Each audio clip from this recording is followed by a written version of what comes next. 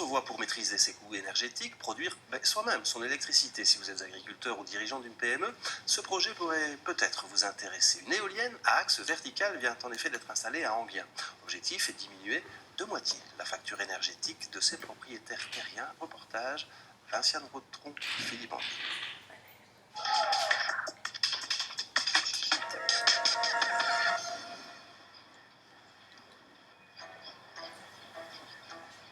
Nous sommes à Marcq, en plein milieu de la campagne anguiennoise. Ici, quand le vent souffle, on le sent, et depuis quelques mois, on le voit aussi.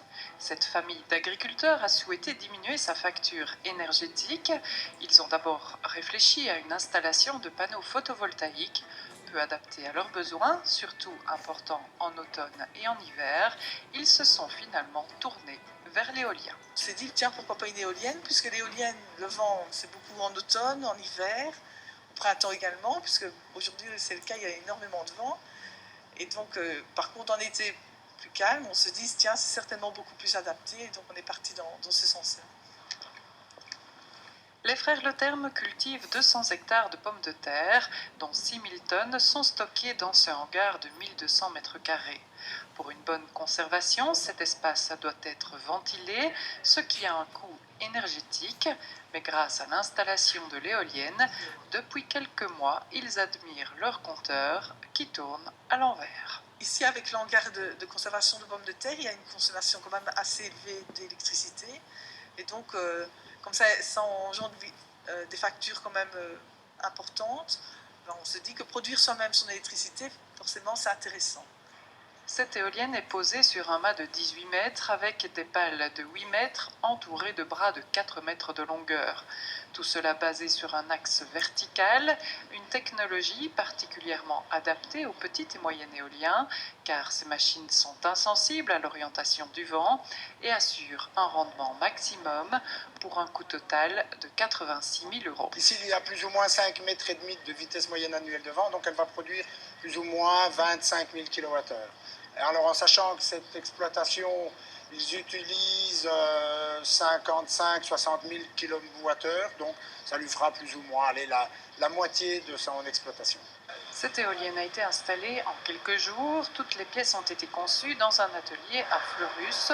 Sur le site de Fleurinvest, les ingénieurs ont conçu un produit 100% recyclable et surtout durable, réalisé en aluminium extrudé. Le gros avantage de l'aluminium, c'est qu'il est bien maîtrisé, surtout au niveau fatigue. Parce qu'au niveau de l'éolien, vous avez beaucoup de phénomènes de fatigue. Donc nous, ce qu'on a voulu faire, c'est un produit vraiment à toute épreuve sur 20 ans. Et on s'est dirigé vers l'aluminium, d'abord par affinité, parce que essentiellement dans la boîte, on a travaillé essentiellement avec des matériaux métalliques, où les capacités en fatigue sont vraiment bien déterminées et on peut mieux évaluer la longévité de l'éolienne.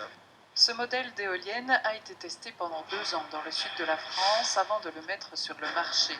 6 actionnaires privés ont investi 2 millions d'euros sur fonds propres et depuis 1 an et demi, la société Fairwind commercialise 2 modèles d'éoliennes de tailles différentes. Celle-ci devrait bientôt rejoindre le Moyen-Orient. On essaye évidemment d'être à l'export, mais ce n'est pas toujours évident. Là, on a eu le contact avec une société qui nous en a commandé une pour faire un essai, ce qui nous permettra évidemment, j'espère, de pouvoir continuer avec l'Arabie Saoudite. Et si la société avance prudemment sur le marché extérieur, c'est qu'en Belgique même, les contrats sont loin d'affluer. Mais du côté de Fairwind, on y croit fermement. Je crois qu'il y a de la place pour le moyen éolien, parce que je ne pense pas qu'on va pouvoir mettre ces éoliennes partout dans les rues, comme parfois on voit sur certaines images, mais il y a réellement un marché, un potentiel dans les PME, agriculteurs, pas seulement chez nous, en France. Il y a des endroits où on ne peut pas mettre des grandes, on met des moyennes, qui peuvent très bien desservir des stations-service, des stations d'épuration. Voilà, non, tout à fait, je crois qu'il y a un marché important. On attend que ça s'envole, quoi. On attend que ça s'envole. Un des obstacles majeurs à ce développement du moyen éolien, c'est l'octroi du permis d'urbanisme délivré par les communes. C'est vraiment la croix et la bannière, et c'est un long parcours. On met plus ou moins 1 an ou pire, quand ça va très vite. Donc le petit permis demande normalement 70 jours, hein, et c'est au bon vouloir de l'administration communale. Et comme les bourgmestres ne savent pas très bien ce qu'ils doivent faire, donc ils prennent du temps, voire ils refusent. Quoi qu'il en soit, à Enghien, le vent souffle, l'éolienne tourne et la famille Le Terme ne regrette pas son choix.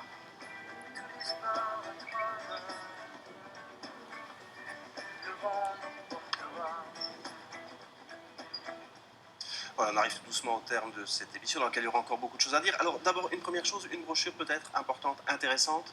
Mais oui, pour monsieur tout le monde, comme pour les personnes qui travaillent en entreprise, eh bien, il y a une petite, je ne sais pas si on la voit bien, en fait, il y a un magazine qui est délivré gratuitement par la région Wallonne, sans une idée futée pour faire des économies d'énergie chez soi. Et quand vous aurez compris comment faire une centaine d'économies d'énergie chez vous, eh bien, vous le ferez certainement en entreprise. Alors pour les entreprises justement,